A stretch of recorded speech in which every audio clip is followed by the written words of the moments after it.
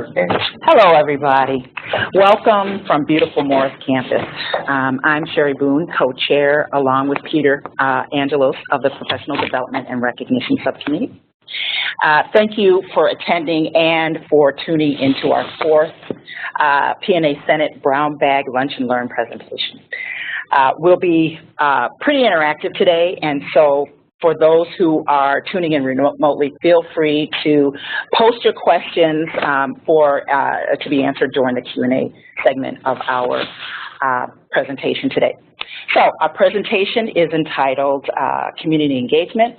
What does that have to do with me? And our presenter is Argy Manolis, a coordinator in the Office of Community Engagement.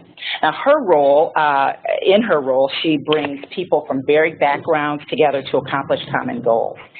And Argy is a Morris Academic Staff Award winner, as well as a Morris Human Rights Award winner in 2010. And so please do help me to welcome Argy Manolis.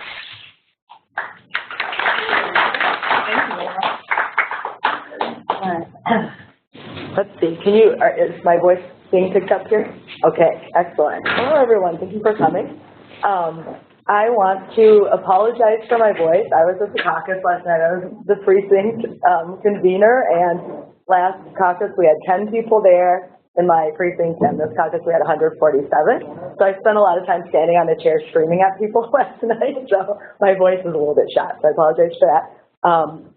As Sherry said, my name is Argy Manolis. I've been on the Morris campus for 16 years. I started out as a non-tenure track faculty member for the first 3 years that I was here. We wrote a Learn and Serve America grant in 2003, and that sort of opened up service learning. Of course, people had been doing service learning for many years before that. And at that time, it was in the Faculty Center for Learning and Teaching, the service learning program. And then eventually, because of a series of reorganizations and other things that happened, we ended up with a floor in the Welcome Center that is kind of the connection between the campus and the community. And that floor includes my office, the Office of Community Engagement, as well as the Center for Small Towns. Two of my colleagues from the Center for Small Towns are here, and the Office of Sustainability. So we've sort of evolved over the years. And the Center for Small Towns has been around for 12 years. Did I get that right? 20 years. Oh my gosh, I'm totally wrong. I knew that because it was here when I got here. So anyway, the center has been around for a lot longer than the Office of Community Engagement, and kind of started the connection between the campus and the community and that. So I was sort of torn about how to do this presentation because I didn't know who would be in the room and who would be joining us remotely.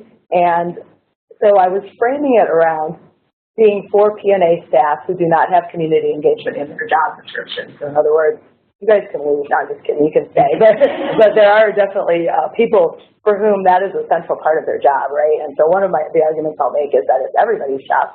I'll get to that later. But I really wanted to start out by telling 4 stories about my own experiences. And I know that seems very self-centered, but I think that it'll frame our discussion a little bit.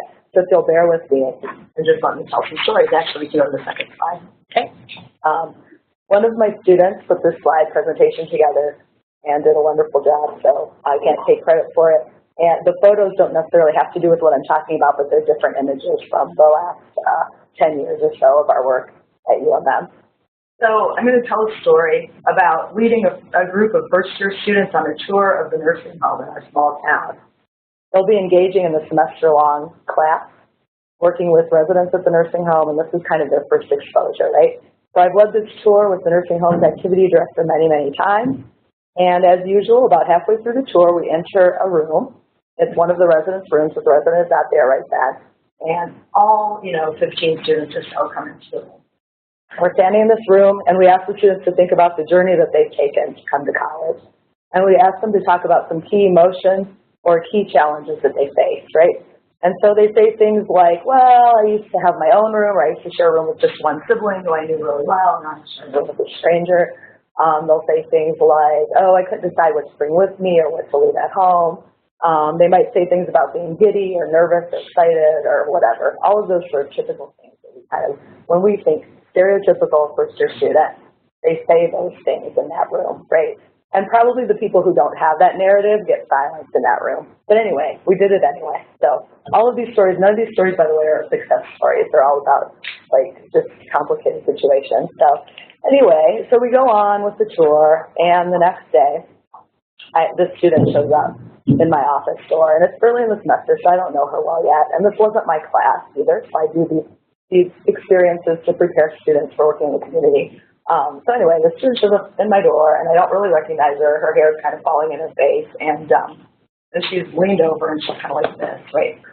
And so I'm like, all right, this is going to be a fight. I can just tell I don't know who you are, but this will be interesting, right? So she says to me, I just want to let you know that the tour you gave yesterday made me realize I don't belong here, and that I'm thinking about going back home. And so I kind of had a choice in that moment, and I didn't know, I didn't really know what to do, so I just stayed silent. And I said, why don't you have a seat? And she didn't sit, she stayed standing there. And she said, my family doesn't have a house full of things. We don't have anything. I have no idea who my mom is. My dad supposedly lives in our trailer, but he's not around very much. Mostly he's sleeping on the street. I've got 12 siblings. I've been taking care of them all by myself, and the only reason I'm here is because my younger sister said, you're the smart one, you should go to college, and I'll take care of the rest of the kids. So she took a deep breath, and so did I, and I thought, what can I say in this moment that's going to be meaningful? And so I just decided not to say anything. And she just kept talking, and we talked for about 2 hours. And then I said to her, let me ask you the question I asked. Towards the end of the conversation, I said to her, I want to ask you the question that I asked those students. So, and she was like, which one? I was like, the one that really pissed you off. And she said, I forgot why I even came here now. You have to remind me what the question was. And I said, what did you think of when you walked into your dorm room for the first time? And then her voice broke, and she started to cry. And she said, I thought, that's my bed, and I don't have to share it with anybody. Right. Second story. I'm sitting at my desk, and I'm combing through piles of assessment data. I'm trying to finish a report, and it's after 7, and I've been at this all week. I got somebody to take care of my kids for me, just like totally in work mode. And it's finally quiet on the second floor of the Welcome Center. All my wonderful colleagues back there are gone. And I'm just like really into it, right? And of course, that's when a student knocks on my door, and I look up, and I'm really surprised to see him because I haven't seen this kid in a while, right? I've been through a lot with him over the years. This is like the 3rd year that I've known him. And this is just not a good time. I do know that he has not been showing up for classes because he's in his learning class that I'm helping to coordinate, and he hasn't been showing up to his project, and so I kind of know something's up, but I really just did not have the time. So he says, so I just basically look up at him and go, where have you been? And he sits down. The other one never sat until like an hour into the conversation. He sits down, and he says that he's just really confused. He's not sure about his classes. He's not sure. And I say, well, that's kind of, then he says, is it too late to switch my classes around? Well, it's the end of September, and I'm pretty sure he knows that it's too late. And he has sort of a history of manipulating people on campus, and I know this about him as well. So I have all these preconceived notions when he walks in. And so I say, it's after 7, and the advising office isn't open right now, but you should probably go. Well, first I tell him he should talk to his advisor, and he says he doesn't know who his advisor is, which is unusual at the Morris campus, by the way, because we're pretty connected to our advisors. And so I said, well, the advising office will open tomorrow morning. Maybe you should go talk to them. And again, I'm thinking about this report that's due the next day. I've been there late every night trying to get it done. So he sits there for a couple of minutes, and I just kind of sit there too, and I'm like, I don't want to be rude and turn to my computer and start shuffling papers, but I kind of want to give him a sign that we're done. And eventually he says, thanks for your help, and he walks out. Okay, so this is a dramatic moment, and I'm sorry to bring you all down, but I never see this student again because he actually ends up deciding to take his life. And this is the sad thing about that story. When people were trying to retrace the last week of his life, I knew I had talked to him, but I couldn't remember if I talked to him 2 hours before it happened, 2 days before it happened, or 2 weeks before it happened. You know what I mean? So that was a scary thing for me, and I thought my priorities are not in the right place. Okay, story number 3. So in the last 10 years, Stephen County's Latino population has grown tremendously. And I like to think that we're doing a really good job at UMM of working to make sure that the community is welcoming for everyone. And we've created a lot of programs, and we've done them all really collaboratively. We've involved members of the Latino community, both leaders and non-leaders, in our work. And, I feel like we're using best practice for this work. So one of the things that we're doing out of many is called the Morris Intercultural Education Initiative. So we're working with our local school district to figure out how the school can be more welcoming to Latino families and help ensure that Latino children are succeeding at the same rate as the other kids in the school, right? So we started out by doing a year-long research project, and we had psychology and anthropology and education faculty and students involved. I think there was something like 50 researchers involved altogether. The Center for Small Towns also supported this project in different ways. And so at the end of that first year, we had a report with 12 recommendations that we were presenting to the school board and to other stakeholders. And one of those recommendations was about creating more partnerships with other support people in the community, not just focusing on the school. And so as part of that, I had gone out into the community to talk to other people, and one of those people had been a major employer of many of the Latinos in our community. And so basically, that meeting had not gone very well. I had just said, hey, we did this year-long research, you were interviewed for it, you might remember. These are our recommendations. We're just trying to build a partnership where we can bring a lot of people together to work on these recommendations. And this employer said, we don't really feel like it's our job to get involved in our employees' personal lives, and we're not really interested, in thanks for your work. And it was like a perfectly polite, nice meeting, and I walked out of it thinking, all right, they're not going to partner with us. We're moving on, right? So anyway, so we have the report done. We create a leadership team, and it includes parents and teachers and some of the UMM faculty who have been involved in the original study, and some students, and all of the administrators at the school, and a school board member. So I feel like we're doing best practice again. We're getting everybody together. Everybody's invested. We're working hard on this. And then I get a call from the superintendent. She's a new superintendent. She's an interim. She was not there during the year-long research study. We're about 3 months into the action phase, and we've made a lot of progress. Actually, we've made a ton more progress than I was expecting, and we're getting some positive press, and things are going well. So she says to me, I really need to talk to you in person, privately. No, I'm just going to tell you what she said, because she was from King Dog, so I know, I'm just kidding. No, I think it's an important story to tell. So she said, I need to talk to you privately. So she said, I had some parents come and visit me today, and some Latina mothers, and they said that they're very concerned about this project because they don't know what the impacts are going to be for them and their families, that this project is getting press, and that this project is succeeding, right? And so, selfishly, your normal first response would be what? Oh, I forgot, we can't be too interactive here. So, your normal first response would probably be like, let's try to solve this problem. But no, it was all about me. And so I said, I didn't know for sure who the women were, but I had really been invested for several years in this community, and I knew a lot of the women. And I said, I wanted to say which ones were they, but of course that would have been really the wrong thing to say. So instead I said, lost where I was in my notes. I basically said, why did they not come to me? That's what I said. They've only known you for 3 months. They've known me for like 5 years. I've been really invested in this community. What's going on? And she said, well, I'm a woman, so I think I'm less intimidating. And I'm going, okay. And I said, I'm a woman too. And she laughed and she said, I know. And they told me that they really, really like you. And they were so worried about hurting your feelings that they came to me in private, and they don't want me to tell you that they met with me. And so that story, I'm not going to analyze it now because I'll do that later, but that story told me a lot about how I was approaching the work and how I was involving myself in it and how people were responding to that. Last story, or no, I'm sorry, I have 5. I thought I had 4. This one's short though. Doing another introductory thing, and I'm in a classroom with a community partner I've known for many years.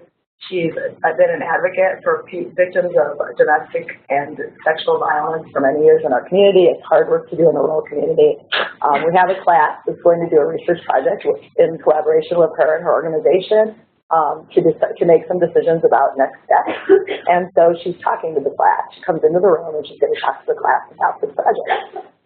And she starts to talk. And then I notice that this guy in the back row, this student, stands up. And he starts sort of walking threateningly towards us. It's one of those scary moments. and I don't know what's going on. I've never seen this student before, and he's really mad, and I can tell that. And he's a little older than our typical students, because most of our students are traditional high school graduates who come to college. And then he sort of stops about halfway down the classroom, and he spins around and he yells, "That woman took my children away." And he walks out the back door and he slams the door. Okay, story number 5. I'm not even going to analyze that one yet. Like I said, I'll go back to these. Story number 5. I get a call from Teresa's daughter that Teresa is going to die. She's decided to stop eating. And for many years, I've been coordinating projects at the nursing home, and she's been a consistent participant year after year after year. She's one of the students' favorites because of her willingness to engage respectfully about everything from religion to politics. She's also just an incredibly great storyteller, right? So I watched her decline slowly over the years. She's kind of moved from the most active unit in the nursing home to the unit that has the most restrictions, and so I know the time is coming, but anyway, I get the call, and of course I express my condolences and say I'm really sorry, and I'll be thinking about your family, etc. And then she says she'd like to see you. And I say, what do you think? I hardly know her. I've just been bringing students to her all these years. And she said, you've been one of the only consistent people in her life, besides us, besides her family. And so I got off the phone, and I thought, I have some assessment data to go through. Just kidding. But no, I did. I thought I have a ton of work on my desk that I need to deal with. And I thought I really love hearing Teresa's stories, and I do care about her, and I care about her family, but I don't know that it's my place to go goodbye to somebody that I don't feel like I was personally involved with, right? So it was a confusing moment. And interestingly, I got the call when my student, Nicole, was sitting in the room, and she happened to be a person that had been visiting with Teresa for a long time, and I wasn't sure if I should tell her. But she said, what's wrong? And of course, I just blurted out, Teresa stopped eating. Her daughter says she wants to see me before she dies. And my student just looks at me and says, I'll go with you. And then I say, or maybe she's being polite, the minister did a nice thing, like she called to say she was going to die, and she could hear that I was sad, and so maybe she's all just like, minister nice. I don't really need to go, right? My student, practically like a sister because we've stayed close since then. My student says, just ignores everything I'm saying and starts opening my cupboards. And I have these giant cupboards in my office, and she starts taking stuff out. And she says, Teresa always talks about the Bible. I know you have a Bible in here somewhere, because people just donate stuff to me all the time for my projects, and I just keep them in this giant cupboard, and I'm the most disorganized person in the world. So anyway, she finds the Bible, and she also finds an old hymnal. She goes, this hymnal is from Teresa's church. And I look at her and I go, weren't you raised Unitarian? And she said, yes, I was. But I've been hanging out with Teresa enough to know what she needs right now. And so we get into my car, her car, I don't even remember, and I'm kind of in shock, and we get there. And we get into her room, and we sit down next to her, and Nicole takes her hand and gives her hand to me. I'm so nervous about this whole endeavor. And she doesn't respond at all. I mean, she pretty much looks like she's already dead. And I say, maybe we should leave. And the student picks up the Bible, Unitarian student, doesn't know her Bible, and says, I remember Teresa's favorite verse, and she finds it in the Bible. And she's like, there's Isaiah, and I'm like, oh yeah, I've been to church, I know where Isaiah is, whatever. She remembers the number and everything. And she reads it to her. And then she opens the hymnal, and she's like, I need these hymns. And I'm like, no, if I was raised for Orthodox, we don't need hymns. But then we find Amazing Grace, and we both know that one, because I would say know that one. And so we sing that to her, and neither of us can sing. We're terrible singers. And then Teresa opens her eyes and starts singing with us. And then she asks us to pray the Lord's Prayer with her. And then we do. And Nicole doesn't know it, but she just mouths along. And so that's my last story. Okay. So I'm going to come back to these stories. How are we doing on time, by the way? 12:20. All right, we're good. I'm going to come back to these stories. I'm going to do a really quick, this is what community engagement thing is in between, and then I'll come back to the stories at the end. So I warned Sam that we're going to have, no switches of slides and then a lot of quick switches of slides. So in case you're not familiar with community engagement, this is the definition of a public engagement that the U of M has adopted. I'm not going to read it to you, but when you look at it, it mentions research, teaching, and scholarship, or research, teaching, and service, right? It's very, I believe, faculty and student focused. So if you don't have a role as a faculty member, or you're not teaching students, and if you're not a student, this definition sort of alienates you, I believe. Okay? And maybe some of my stories alienated you because I walk that weird fine line between being a faculty member and a P&A, you know what I mean? Because I'm always like in classrooms dealing with students in that setting. Or not always, but a lot of my job involves that. So go to the next slide. Just to give you, I mentioned this earlier, but actually we can skip this slide because I think I mentioned that earlier that we have the third floor of Welcome Center just to give context for this campus. We have a mission statement for our office too, and the important piece is that the reciprocal course-based and co-curricular partnerships that we want them to be reciprocal. That word will keep coming up in this presentation over and over again. And that some of them are course-based, so they are students doing this work in the context of a classroom, and some are co-curricular, students doing this work in many other contexts, ranging from one-time days of service, like our Martin Luther King Day of Service, which is the first slide you saw, to more intensive work where students are continuing research projects maybe after a class and then doing some follow-up and those sorts of things. So the big three things that we're trying to do, and I think that really all community engagement work is trying to do, we're trying to address identify community needs, which seems like it's simple, but it really isn't, because who's identifying the need and how do you know it's a need? All of that is much more complex than I could possibly go into in 45 minutes. The administrators maybe put this in here. It advances the campus mission, learning outcomes, and key campus priorities. And that was kind of a glib joke, but I actually appreciate that it's in there now. Because I do think that if we pretend that we can do any work at all, then that doesn't make any sense. You know, we are an institution, we do have certain a mission, we have learning outcomes, we have campus priorities, and so our projects do need to reflect that if we're doing them in the name of healing, right? And then the final one is working towards vibrant, just, and inclusive relationships and communities. So we came up with this mission statement with a group of faculty, staff, and students and community partners who came together in the room and spent a lot of time writing it. And of course, it's a mission statement, so how often do you look at it? But I think that these three pieces in particular are especially important. So we have some student learning outcomes. I'm actually not going to spend a lot of time on these. I'm making a point with these next three slides. We have student learning outcomes. So the next one. We have faculty outcomes. Next one. And we have community partner outcomes. Next one. We don't have any P&A outcomes. So this is why I wanted to do this presentation, because I think I don't do a good job of involving P&A in the work. And I think it is important to think about it. If you are a P&A staff, your primary responsibility is not teaching. I know we do have P&A staff whose primary responsibility is teaching. Then how do you see yourself and where might you see yourself in the work? This is a model. This is the Minnesota Campus Compact Social Change Wheel. There are millions of social change wheels out there. This is just one. This is the one I happen to like the most, and not only because it's from Minnesota Campus Compact. There are many, many ways to engage with community. So when I'm introducing the idea of community engagement to students in particular, I like to use this wheel and talk with them and think with them about what did they and their families do. Did they do? They probably weren't doing community-based participatory research with their, with their families, unless they have faculty families or something. I don't know. Did their families take them to vote and do formal political activities? It was really cool to see a lot of kids at the caucus last night. Did they go to protests or demonstrations? What are some ways that they engage? So it's just a model that is somewhat helpful in framing the work. But again, unless you personally in your personal life have been involved in the wheel of social change in one of these ways, and most of us have in one or more of these ways, you may still not see that as part of your work as a university. All right. A few best practices that are out in the field. There are many, many. These are the ones that I like to talk with students and faculty about. And again, I'm now talking to CNAs about them too. One of them is the work really needs to be place-based. So you can't be just doing, we have lots of students from the Twin Cities, no offense to Twin Cities people out there, but they come and they're like, I did this really cool project in high school and I want to duplicate it here. So one example is we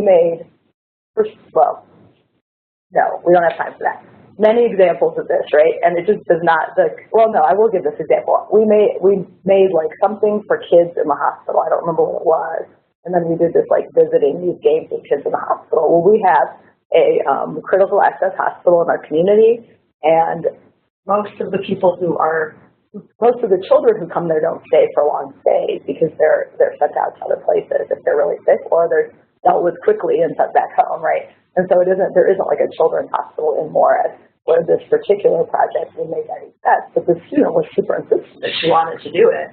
And I just, it's like you have to take 10 steps back and be like, they're in a different context. Here's what our hospital is like. Here are some of these needs that our hospital has identified. What might we do? If you're interested in working with the hospital. If you're interested in working with kids, hey, we've got these other great programs with kids available to you. So reciprocity, I already mentioned that. We don't want to be going out into the community as university, faculty, and staff, and for students and saying, like, this is the way things should be done. This is how we should change things. And that's why with the project that I mentioned earlier, Morris Intercultural Education Initiative, we spent a whole year. We involved in the research itself, and we involved all of the constituents, both as subjects and as researchers, and that made a big difference in buy-in. Building and maintaining just relationships of long haul. I'll talk more about that later too. And then you want to always be assessing community needs, programs, and projects on an ongoing basis. And then we have some best practices for specific programs. So there should always be some kind of collaborative planning happening. So in other words, a student can come to my office and say, I want to do this project, and I say, great, here are university resources to go do it. It's got to be planned in collaboration with the community. There should be some kind of preparation. So the 2 stories I told were stories about preparing students to do the work, right? But there's also preparation for faculty and staff and anyone else who wants to do it. And the preparation isn't usually just me saying, this is how you should do it. I'm the expert on community engagement because I don't think of myself that way, but involving community folks in that preparation. And then implementation and oversight, that's where our offices on the second floor of the Welcome Center kind of come in. We can help with some of those sort of day-to-day nitty-gritty things in terms of making sure students are staying on track, implementing projects and things like that. And then there needs to be ongoing reflection and assessment happening. And the reflection piece is especially important because if you take a student out into a community that is not their own and they experienced it with no opportunities to talk about it and reflect on it, what happens is they end up reinforcing stereotypes. They end up misunderstanding their experience in certain ways, right? So again, but all of these best practices are very, very very focused on student learning more than on CNA. So I will get to what you people can do, I swear. All right. So where do we fit in? Here's the challenge. Right now, when I started this presentation, the 3rd floor of the Welcome Center was all CNA. And when I ended it, they weren't anymore, many of us. So there's this, obviously the job reclassification process happening. I don't even know, to be honest, at this point in time who the PNAs on our campus are. And so it was hard for me to think about, okay, here are some different jobs the PNAs have. In fact, some of the examples I'll give later, I've since found out that those positions have been reclassified and are not PNA anymore. So there was no way, this is more about, as a university employee, how might you engage in this work? And how might you use what you know about, how might you use your expertise as a university employee to engage in this work? So your role on campus and in the community is going to play a big difference in this. And some of you may walk out of here and be like, that was a wasted hour of my life, and I apologize for that, but there's no way I could give an example that would fit every single potential PNA position. So some of the noble reasons so I'm making an argument that community engagement is everybody's work. It's not just the role of faculty, staff, and students. And one of the reasons is reciprocity. So we work at a public institution, we're funded with public funds and tuition funds. So just the idea that think about, and our land grant mission, right? Think about how important it is for us to give back. And so that's more of something like in here than something that's going to be in your job description. And then the other piece is that if you have some expertise, there's no reason why you should only use that expertise in the context of your job. There may be ways to share that expertise outside of the context of your job. You have to do so with humility and you have to do so in partnership, but you can really create social change if you're thinking about your role on campus in that way. Okay. Not so noble reasons. We all are happier in communities where the town-gown relationship is positive, right? We've struggled with this in Morris for many, many years. We're still struggling with it. But if you live here, then you want your community to be positive, and you don't want to go to the grocery store and have people saying negative things about the place where you're employed. So, I mean, that may be a small town example that doesn't relate to other campuses, but something to think about. In terms of recruitment and retention, there's a lot of research out there, and again, I could have spent an entire hour just on this topic about that community engagement is a great tool for recruiting students and retaining them, but many of our campuses struggle with retention because we're recruiting a lot more students who have significant challenges, like the student that I mentioned in my first story, right? And so how do we retain those students, help them to feel comfortable here? And a lot of times we like to brag at Morris that in our survey data, students always say that they found a mentor on campus. But personally, I won't be happy until they've also found a mentor off campus, because I think it's important for them to have a connection to the community beyond the walls of the campus too. So we live here too. Also, funders like it when we're actually giving back. Sorry to say it, but it's true.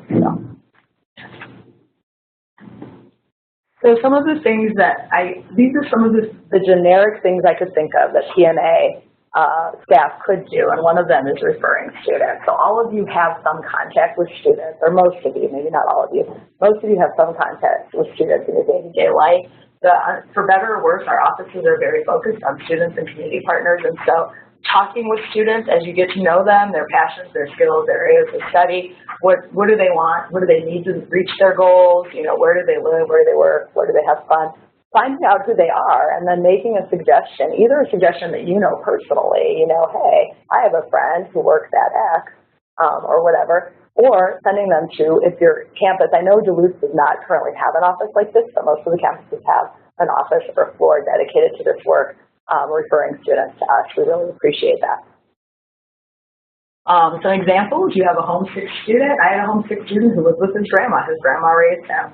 His grandma was doing great and actually seemed to be pretty happy that he was gone. No, I'm just kidding. But she was like living a perfectly full, happy life. But he said, I miss hanging out with older people. Everyone I see is my own age. And so connecting him with someone at the Morris Senior Center, another active elder, was important.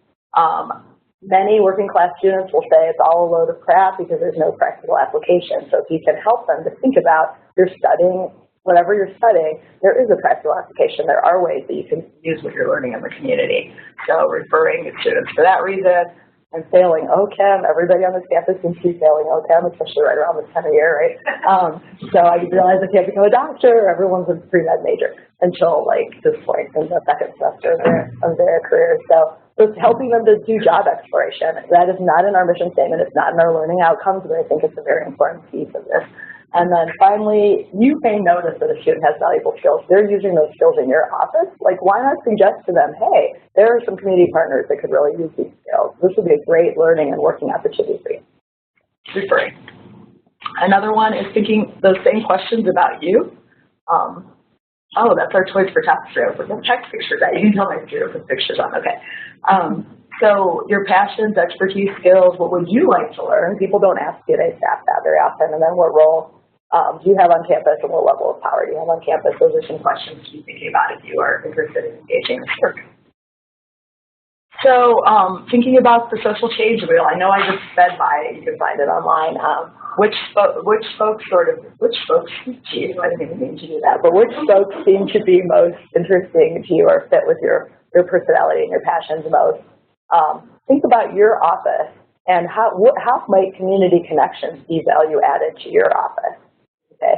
One of the things that I had never thought of, and someone suggested to me, and I was like, yeah, is have community members this is like for my role on campus, right? I run a lot of programs like the Community ESL program, the Tutoring, Reading, and Empowering Children program, et cetera, blah, blah, blah. And so all of a sudden, a student came up with the idea of why not invite community members to serve alongside us. So now there will be level 1 ESL on Monday nights is taught by 2 community members and 2 students, and they've gotten to know each other. And now the community members are inviting them to their house, and the Spanish-speaking students are inviting them to their like baptisms and all of their fun stuff. So and all of a sudden there's this community that's been built among long-term community members, students, and newcomers in our community. So, and then thinking about okay. I don't even remember what my last point was. Oh yeah, how do you share your university resources with the community? That's an important one. Okay, now you can switch. Oh, I already said all. Oh no, I didn't say these. So local mental health advisory board. One person in this room sat on that board, I believe, for a while. So thinking about what your areas of expertise might be, and are there boards or organizations in the community that you might support because you have that expertise. We had some people that started a new nonprofit. This was folks in our Equity, Diversity, and Intercultural Programs Office and our Spanish faculty, and some community members worked together to start a new nonprofit called LAWSOS. They just got nonprofit status really recently, but they've been sort of a group for like 3 years, 5 years, 5 years, I think. And I get my years confused because I said the wrong thing about how long Center for Small Towns is here. So don't quote me on numbers. But anyway, so that's an opportunity, right? You see that there's a community need. There might be a way to meet it through more intensive work if you're interested in doing that. Free library cards. There's a librarian here. Free library cards for community members is one of the benefits that Briggs Library offers our community. And then there are some examples of sort of longer-term partnerships. And so with the Office of Equity, Diversity, and Intercultural Programs, they're one of our strongest partners, and we do many, many projects with them throughout the year. And they're very aware of the fact that when students of color, Native American students, and international students come to Morris, they do not feel comfortable in this space. So how do we help both the community to embrace them and the students to feel more comfortable? And we do that in a number of ways through really intensive experiences during their bridge program, involving them in planning a Martin Luther King Day of Service in collaboration with community members in other ways. And so that's an example of two offices getting together and saying we share a passion for inclusion, we share a lot of students, like how can we do this work together? All right, and then you live here, so thinking about your other roles, and we tend to block off our roles and decide we're only going to be, when we're at work, we're only at work, and when we're off campus, we're doing our stuff off campus, but many of us belong to worship communities or to other communities, or we're parents, and so we're in the school already picking up our kids after school or whatever it might be. Thinking about those other roles and what does those roles teach you or help you to know about the community. I didn't know there was a Spanish Mass until a member of the Catholic Church who also works at UNM told me about it, for instance. And that was like my first into the Latino community. I'm not Catholic. I didn't go creep on their service. But I mean, I knew then that there was an opportunity to meet people. So I was able to meet the priest and sort of get in that way, right? And so thinking about what do you know about the community that people in my role may not know, and many of you know a lot more than you might realize because of all the different roles on campus. But, okay, so back to the story, some of the themes that emerged. I was going to ask you, and then I kept forgetting that I'm used to doing interactive stuff. Like I never have talked for this long in a really long time, so I was probably all over the place. But when you think about those stories, these are some of the important points that I wanted to make about them. Because I think that a lot of the work that we do is we talk about it in very like bird's eye view terms, and we don't think about the fact that people are more important than institutions, and I think that's really important. So just thinking back on those stories, when I think about the student who came to my office and was clearly just like needing someone to talk to, but I didn't catch it, right? I thought about my institutional role. I am not an advisor. I cannot help you with dropping your classes and adding new classes, and I sort of thought of myself as my institutional role rather than as a human being. And so that was something that I still carry around with me and think about a lot. I think that we think about the people in institutions as being a certain way. So I had, for instance, when we've had many, in our nonprofits in our community, we have a lot of turnover in terms of the leaders. And I often accidentally will find out things about those leaders, like where they go to church or who their friends are or which bar they go to on the weekend. And I might make assumptions about them because of those things. And so I could either engage with them just as like, you are now the new someplace-safe director. And so I'm going to just engage with you as that, in that role, or I could get to know them as human beings. And that often will open up our work in new ways. Relationships are more important than roles. That already kind of goes along with people are more important than institutions. And then the part about building and maintaining relationships takes time and hard work. Our institutional culture, and I think it's getting more and more like this, is all about numbers and about data. That's why I kept bringing up assessment data. And about, like, what have we achieved? Where are we going? What are our goals? What's our strategic plan? I'm not against those things. I think we need those things. And I think those are important things.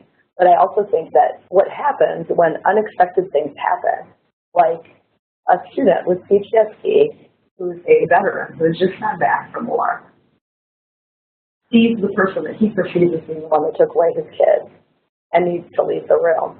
What do you do with that moment, right? Like, I could have just pretended it didn't happen, and I was very tempted to pretend it didn't happen, but I checked in with all of those people, partly at the urging of the faculty member who was like, we need to do something about this.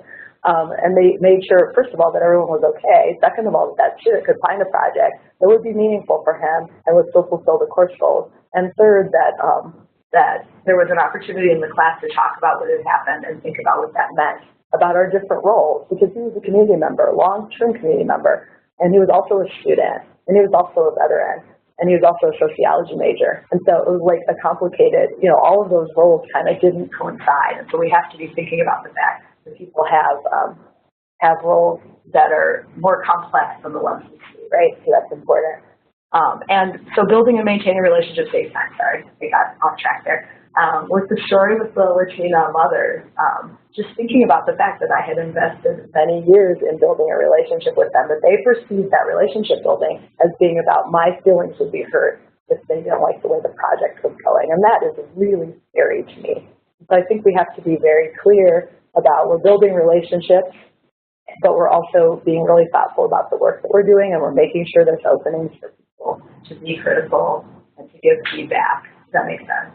So that was a complicated thing to navigate, and I was able to go back, just not in a creepy way, but to find out who those women were and talk with them and sort of work out a way that we can move forward where they wouldn't feel that their families were threatened and that their husbands were going to be able to have trouble at work.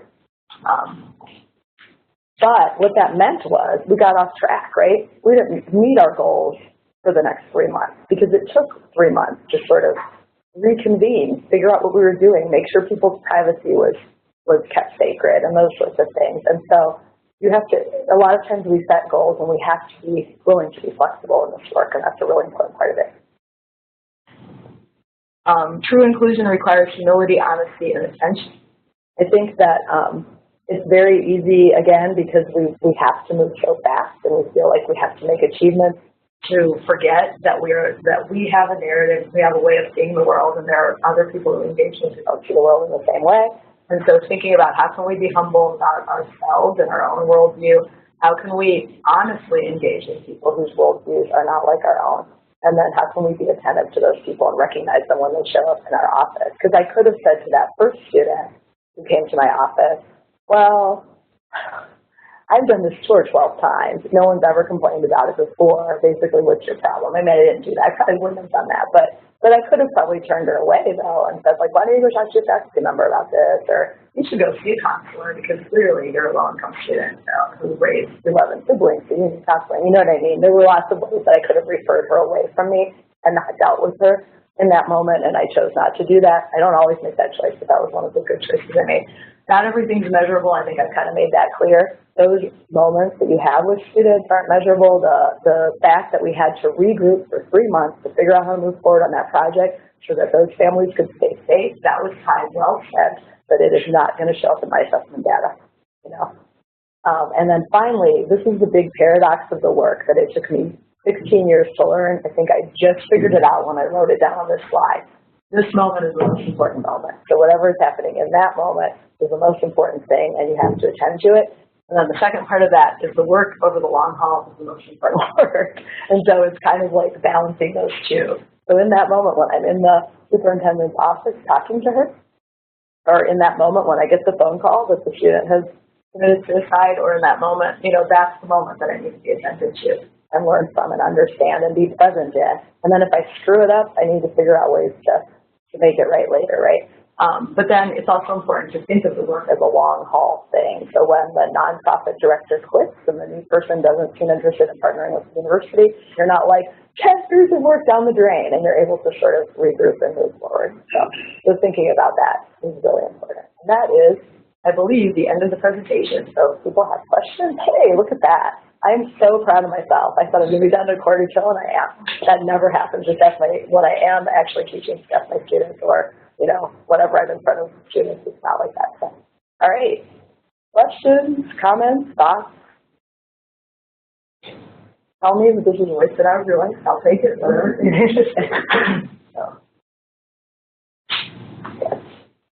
So your last slide, you had the paradox about things that are present are important, and then things that are long-term are important. Right. I think in some of your examples, there's also something that I run across in academics, and that's the subject-object paradox of a lot of times we're told we're facilitating and we don't want to become part of the actual scene. Right. And we want to stay out, but it's engagement and we're humans. And so can you make a comment about that subject-object paradox also? Yeah, that is a big struggle for me. That's been a struggle. Well, so I started out as faculty, right? So I understood my role as being about educating students, and I understood that I had a lot of power in that role, but I also had read a lot of critical pedagogy about how you have to flip that around. You should be the stage on the stage and all that. So, I mean, there's that piece. But I think in terms of working with community, maybe especially in Morris, because it's such a small place, there's no way. I've had many situations where I've been in conflict with the school around my own daughter's education or around another very hot issue right now in our school district that has to do with my own identity. There's a gay straight alliance that has recently formed that's been sort of this long-term thing that's been going on in the community, and a lot of my community partners are very against it, and so figuring out how to negotiate all that. I think the answer to the question is there's no way to be a facilitator without getting involved. And I think the story about going to Teresa's bedside and the students sort of leading me there and saying, you need to come, we're going together, it speaks to that I had to, at that moment, let her be my teacher. She knew how to be at the dying bed. She's a doctor now, by the way. I'm a good doctor, too.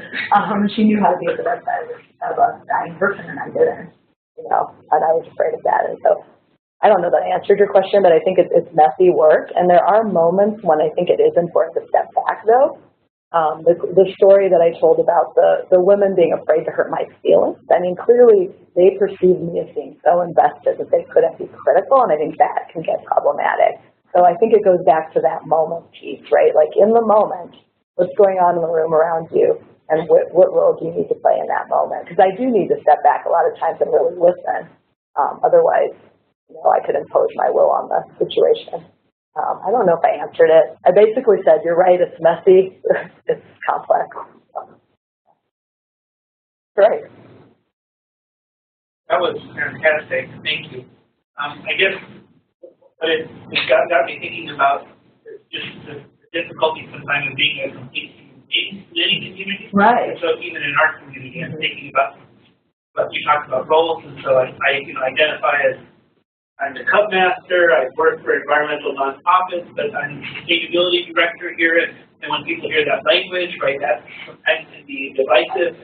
And so, I go to town hall meetings and make my opinion heard, but that worry maybe it might appear in a newspaper that I said these things in a town hall meeting when I was wearing my citizen hat, and we had caucuses last night. And so I think it is really complicated, and I think it's also interesting to observe how some people, as they move up the food chain, it seems like sometimes, this is an observation, that sometimes people move up the leadership food chain, they even drop out of those roles. Right. They don't want to be seen, and so that tension is there. Right. No, that tension is definitely there. I have been told at different times in my time here that I should not go to X meeting or not write X letter, and I've always resisted that, and I've been really clear about the fact that when I'm doing those things, I'm in my citizen role, but it does affect how community members work with me. So it's complicated. I just keep saying it's complicated. I have no answers. It's messy and complicated. Any other questions or comments? Yes, there. There's complication. That was a direct question. But when we're teaching, So when we're teaching, we want to give students space to make mistakes and take risks and learn from that. I'm just thinking about how that is maybe addressed differently, or are there different spaces for that when students are doing community engagement work? So we want them to have independence and opportunities to go do things and make mistakes, but also when they're not in the classroom and they're in the community, their mistakes can have real ramifications on other people. So I was just wondering, in your experience, how you think about that and how you address it. I will say that part of my job involves angry phone calls from community members still, and sometimes they're about students who are doing things that did not happen through my office, and I don't know the student, and so, I'm sort of the person that gets the call. So there's that piece. But I think, and that's like not controllable, right? But also I'm actually happy when community members know that I can be called and that I will listen to them. So there's that. That's a positive. In terms of when you're setting up projects, I do think you have to be really thoughtful about the nature of the project and the student skill level. And so it's not that we won't let them make mistakes, it's that way, but we do want to make sure they're not going to make mistakes that are going to have significantly negative ramifications on the partner. So part of the reason I'm so glad we're on semesters here is that if a student wants to engage in a project, we always do 5 weeks of training before they even do anything in the community, and that's just sort of like a standard operating procedure in my office. There are some exceptions here and there, but in terms of I'm talking about the semester-long projects, and then we, a lot of times for those one-time service days, which I have some philosophical problems with, but I also think they're valuable because students get off campus and do something. We have to make sure those projects are, the projects themselves, there's very little chance that the student can do damage, so it's something very easy. But that we do the reflection piece where they think about what else could they do with this organization and how might they learn more and prepare to do more. Does that make sense? I don't think I'm answering the question, but I think that's the important piece. But the setup for those semester-long projects, having that 5 weeks of training, involving the partner in the training and saying, what is it that students really need to know and understand? And a lot of times, no offense to the faculty in the room, but a lot of times faculty don't get that. They don't get that they also have to learn about the organization and really understand what the students are going to be doing, or the community issue, or whatever it is. Not always a specific organization we're working with, but and so thinking really carefully about that is important. But yeah, the students will do things on their own, which is awesome on the one hand, but then sometimes does cause problems later. I do worry sometimes about our Morris students. We have Morris students who are nonprofit board chairs and who have these sort of high-level leadership positions in our community because it's such a small community. On the one hand, awesome.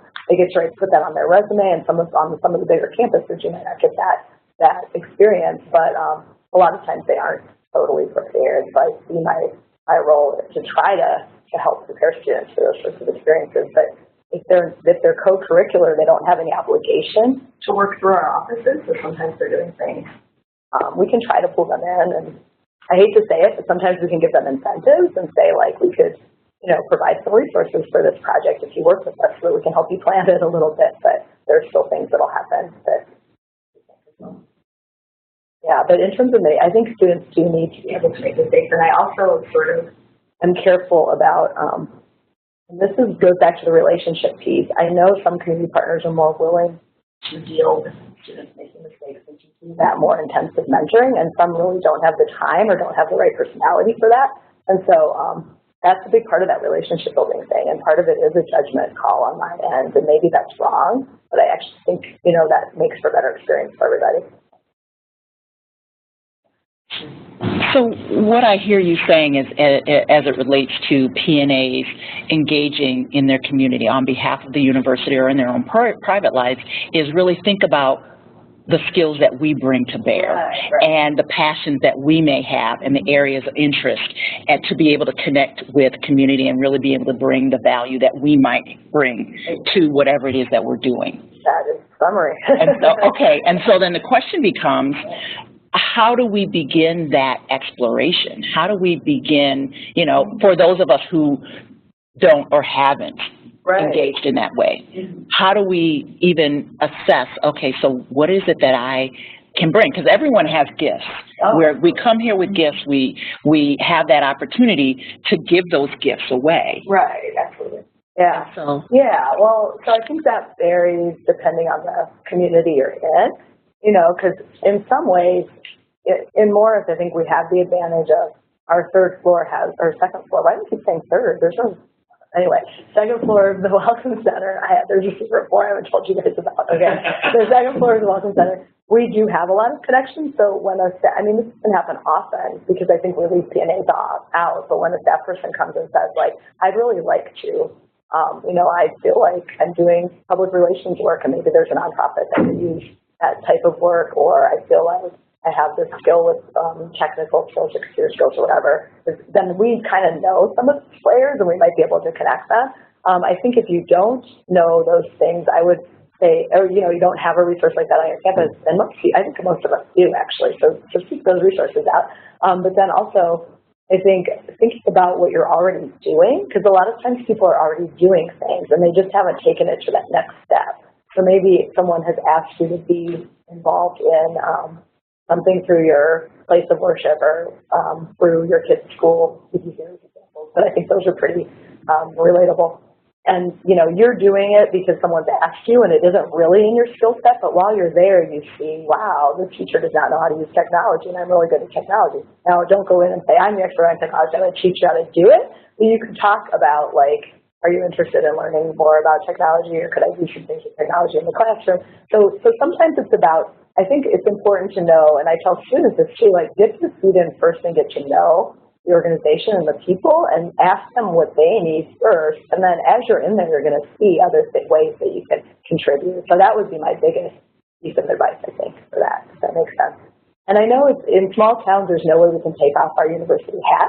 Like when I stand up at the school board meetings, which I do sometimes, I have to say I'm speaking as a parent and not in my role at the university, and I literally will explicitly say that to make sure. I think, you know, with bigger for the Twin Cities campus, that may not be as much of an issue. So, I mean, people are doing things all the time. It's just a matter of when are you wearing your university hat, when are you not, and when are you bringing expertise that you've either learned through your job here, or you have your job because you have that expertise. It gets messy about like what hat you're wearing, you know.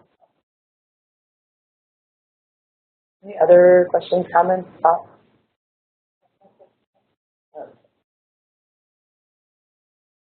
All right, go for it. So I guess I would just, I'm really excited to hear about the framing as you're using about the emphasis on relationships. I think that's where, you know, there is a lot of pressure for outcomes, but I feel like what I'm excited about is it seems like there's a real confluence amongst a bunch of groups more recently. I don't know why the reason is, but this focus on relationships. So a lot of the work that we do, we highlight the importance of this path that we do of relationship building, assessment, planning, action. It's not rocket science, but we always start with the relationship. And I really appreciate that you also highlighted presence, right? That idea of the first act of love is attention, right? And so we can be present, then we can basically start to do our work, but we have to, we begin with relationships. Right, and one thing that's important about that, though, is we have to remember that students come in and out of institutions in 4-year cycles or sometimes shorter cycles if they transfer in or something. And so it's not realistic that a student is going to build the same kind of relationship with a community partner or a community member that I will build over time. And I think it's important to tell them that because they want to do something right away and they want to do it well. And they don't get that it takes time to build that relationship. But if we can be sort of the holders of like bigger relationships and we bring people in, students in, other people in, lost my train of thought, then it might become more realistic. And the role, you know, does that make sense? So I think that the one danger of talking about relationship building with students is, like, it did take 5 years before I could even talk to the Latino community about what is it that you want, you know, and then they said, like, we need to know more information. And so, okay, now we're going to do this research study. But, I mean, that took 5 years of building a relationship. And the students involved at the beginning of that, the very first students that were meeting people, you know, were gone by the time we actually did the research. You know what I mean? So it's tricky because I think TNAs can play this really important role. We tend to be here longer. We don't get new jobs. We don't move as often as faculty do, at least in Morris. We tend to be here longer. We tend to be more embedded in the community in general. And again, I'm speaking broad generalities here. And so we have a bigger role to play. We have some of those relationships, and we can invite other people in, including people in these official roles even. You know, we can invite students and we can invite other people in and have them be a part of the work rather than saying you're in charge of the relationship and doing it from scratch, because that might not be realistic in a 4-year cycle. But otherwise, yes, relationships are very key and important and central. And I went over time to that. Okay. Perfect. Thank you all for coming, and thank you so much for giving me this opportunity. And yeah, it was really great. Yeah. Well, thank you. Appreciate it. Thank you so much, RG, for your insightful and informative presentation. And again, let's give RG a round of applause. And for those of us who are attending in person, please be sure to complete your evaluations. Anyone attending remotely, I'll be sending out an evaluation for your return via email. And we so appreciate your time and your opportunity to give us feedback as well. So have a great afternoon, everybody. Thank you again for coming.